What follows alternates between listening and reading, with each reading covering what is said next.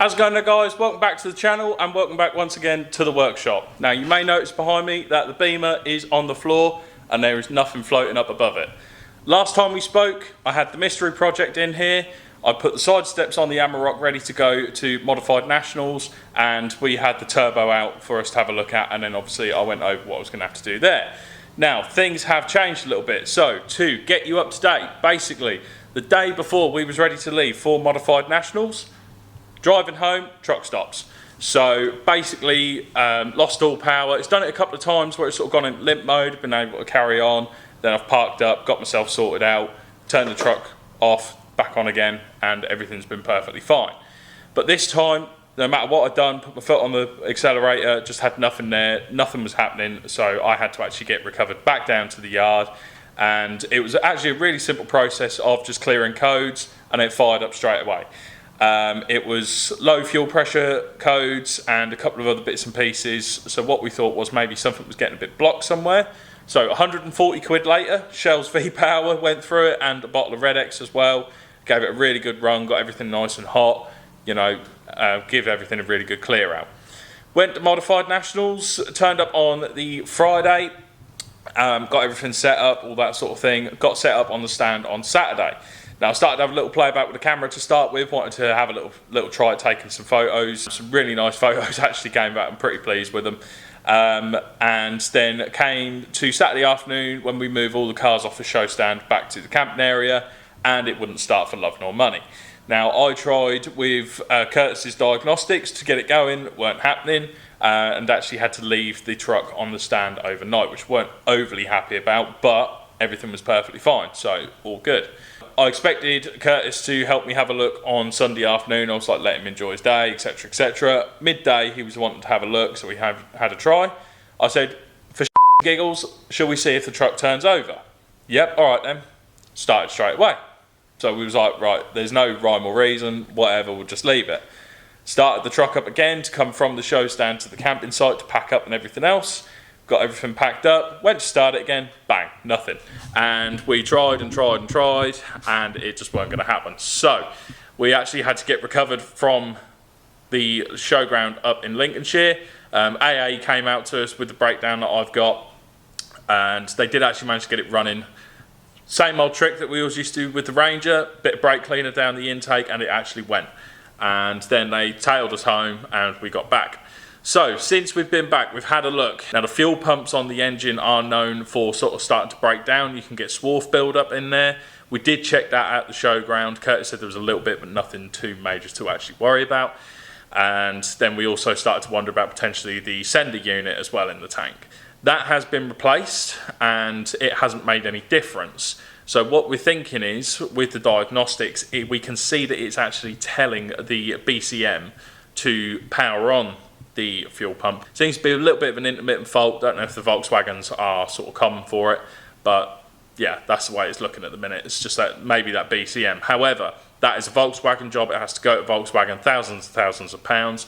So what we've done, we managed to get it going with a wire which was connected to the feed wire for the sender unit, and if you just touch that on the battery, it livens it up and it goes. So we've got the failsafe. I've been using the truck, I've been driving it about. Touch wood, so far it hasn't actually done it again, but we have the fail-safe there. So we're going to have to just get a switch and get a proper inline fuse and everything, wire it all in. So if you've been following the Instagram, I put the post up about the truck on the show stand, and I said who's up for a basically an update video from Modified Nationals, and that things have been moving behind the scenes. Things definitely have been moving behind the scenes. Whilst I was without the truck, I was having to borrow Mum's Mini. That's been the parts collector, getting me to work, absolutely everything. Been brilliant, that little car. Never really rated Minis very much, but yeah, it did help me out a lot. So shout out to Mum for a start for letting me borrow her car, and also shout out to the Mini, I guess. But yeah, so like I say, behind the scenes, things have been moving.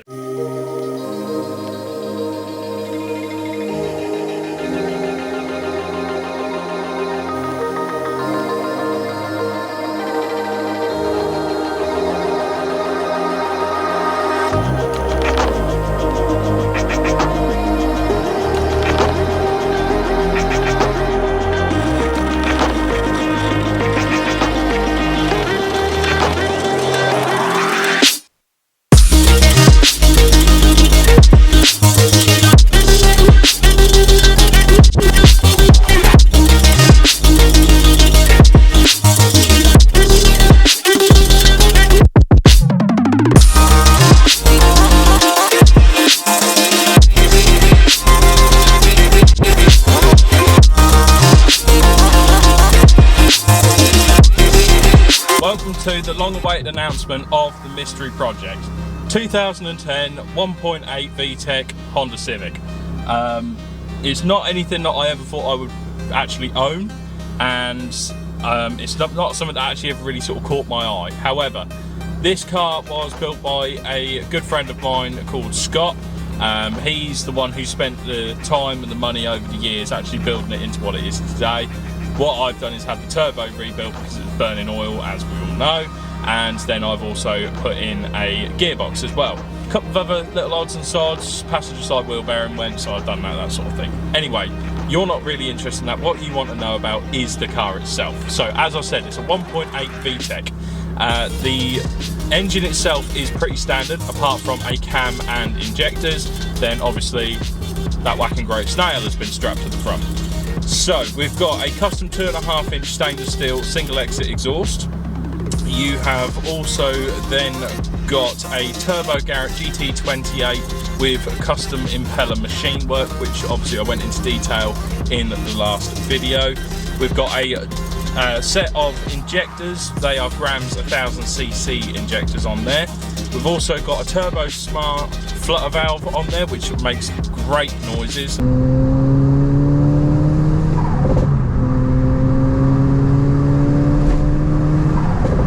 Always good fun when that starts to go off. Then there's the Ecutech with the Bluetooth dongle as well, which is all linked up to the pad in the middle of the dashboard. Got variable boost control. We can do standard wastegate 8 psi, 10 psi, and then 14.7 psi. However, can't run that one because the engine isn't built properly for that, and in Scott's words, if I use that, I'll split the block in half. So I think we'll leave that one alone for now. We've also got an ECU non-start switchable map on there as well, so no matter what, this car isn't going to start. High lift Skunk 2 cam is what's been fitted. We've then also got an extreme clutch 4-puck ceramic clutch on here as well, and then all other bits and pieces. So as you've seen, it's got a Tegra carbon fibre bonnet.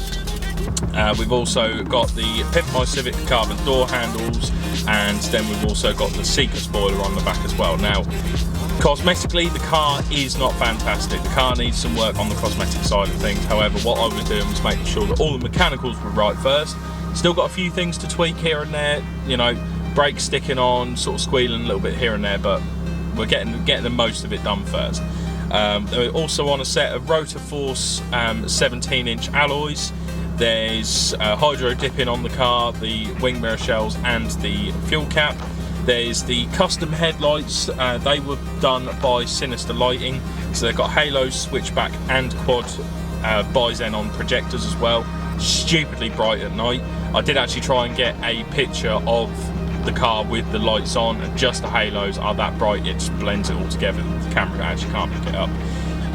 Then it's also got custom projector, halo fogs, and side lights. Then there's the tinsel round 4-pop Brembos up front with 300mm discs.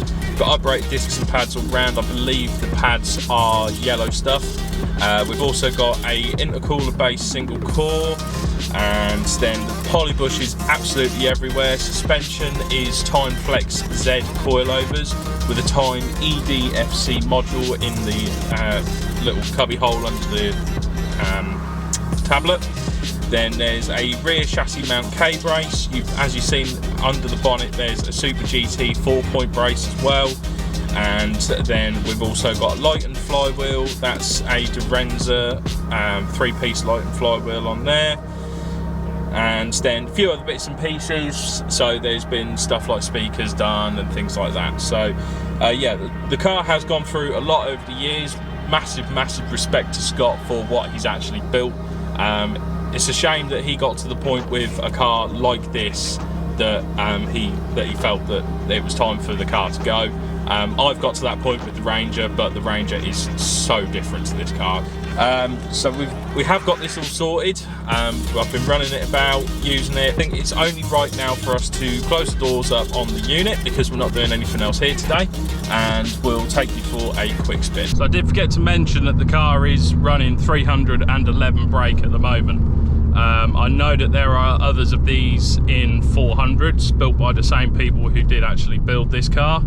However, as it stands, I'm happy with where it is, and I don't want to push anything too far.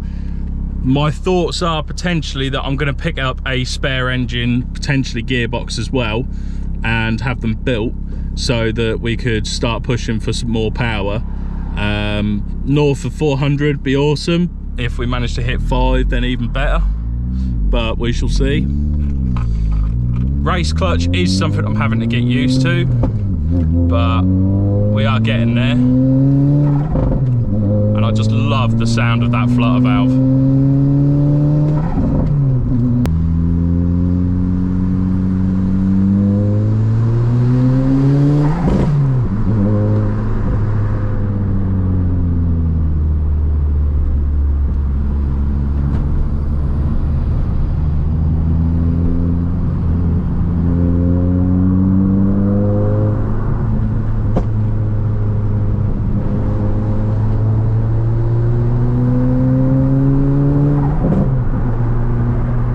Now that I'm back home, you've seen the Civic. What's the plan moving forward? Well, basically what I'm going to do is keep driving the Civic about for a few months whilst we've got the nicer weather. Obviously, it's not cosmetically perfect, so I'm not too concerned about if it gets any salt on it and that sort of thing. But obviously, at the same time, I don't want it to rust.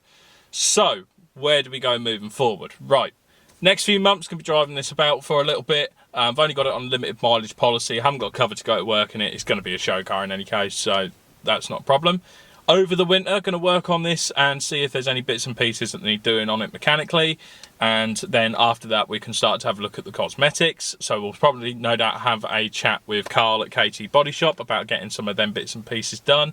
I am at the moment thinking about keeping it black and then putting like a Unit 7 sort of design livery on it, that sort of thing. However, he has recently done a repair on a car and it was in a gorgeous blue, really nice blue, absolutely love it. The only thing I'm thinking is if it's going to be too much blue on the car, so got to have a little play about with things to see what we decide on, but we will get somewhere eventually. Projects wise, obviously I have this, like I say, I got the plan for that. The ideal sort of target, I suppose, is that I would like to have this on the at least the green light plaza next year at Modified Nationals. That's my target, that's what I'm going to go for. So you guys tune in, see what I'm doing and everything else. You'll see how we're going to basically make this car into a proper show worthy car. So the Beamer has obviously taken a bit of a sidestep, a bit of a, you know, gone on the back burner, been left alone, hasn't really done a lot. Got a few jobs that I need to do on that. I think I've mentioned in the past there's like ball joints that need doing. Recently lost a carrier bolt for the brakes, so I need to get another one of them, and then also need to figure out what this running issue is. So that is going to be the next thing that I'm going to be working on, like mostly. So we'll work my way through the all the sensors on the engine, cam, crank, throttle position sensor, MAF sensor, see if that will sort out this burbling and whatever else is going on. Potentially might need an ECU remap, but if that comes to it, that comes to it, and we'll see what we can do at the time. After that, it's things like ball joints and bits and pieces, give it a service, and then hopefully we'll be back out on track. Now, to go to track, I obviously need to get the car there. I either need to pay somebody to do it or get the truck sorted so that I can go there. So if I can tow a trailer, that's how I got the Civic, and then we can obviously do it that way. A lot easier, a little bit more costly. However, the simplicity of not having to pack everything up and then meet somebody at the workshop in the morning before we go drifting, getting it loaded up onto their trailer, blah blah blah, all that sort of thing, whereas I can just get everything loaded up, bring it home, and we can just go first thing in the morning. I am very lucky, I only live about 10 minutes away from the track, and that's probably 10 minutes pulling a trailer, so when you're driving normally it doesn't take that long at all. So basically that's where we stand moving forward. We've got the Civic to sort of play about with and see if there's anything going on there, and then get the Beamer done. After that, it's the Golf. That's the next big project. Now, the Golf is leaking oil, as we know. I believe potentially engine and gearbox oil. My current thoughts are the engine runs fine and it's fairly high mileage, but what I'm thinking is that we take the engine out, have a health check on it, make sure everything's okay. You know, there's no like split in the sleeves for the pistons or anything like that. And then we build the engine up from there. So not going to go mad, probably similar sort of way that the engine is in this at the minute. You know, go for some bigger injectors, maybe a cam, something like that, and then put an uprated turbo on there, probably a front mount intercooler, and then we'll sort of see where we sort of stand from there. So obviously the Golf is going to be a longer project, but that will come when it comes. So yeah, that's where we stand moving forward. So I hope you've enjoyed. I know it's been a bit of a delay in getting a video out again. Unfortunately, because I didn't have the truck, all of the time and effort simply went on to getting that running, and I also looked at potentially getting this sorted so that I had a spare. I think it was about 5 days before we got the truck sorted. I used it to go to work and everything, and it was okay. So we're sort of taking a little bit of a gamble on the truck, but at the same time, not so much, because we do have a fail-safe. So yeah, we're going to see what we can do there and then see where we go moving forward. But like I say, I hope you've enjoyed it. I do apologise for the long wait yet again. I am trying my best to actually get better at this, you know, start getting more videos out, etc, etc. Unfortunately, the workshop is a complete and utter pigsty at the minute, so I do need to get that sorted out. I did actually have it really tidy at one point, but between the two cars, that has just completely made a mess of everything. So bear with me on that, but we'll get a new video out to you shortly. My target is a couple of weeks, and then hopefully we'll get something out to you. You can see what we're getting up to, and then you'll start to see things progress. So yeah, until then guys, take care of yourselves. Hope you've enjoyed it. Peace out till next time. See you later.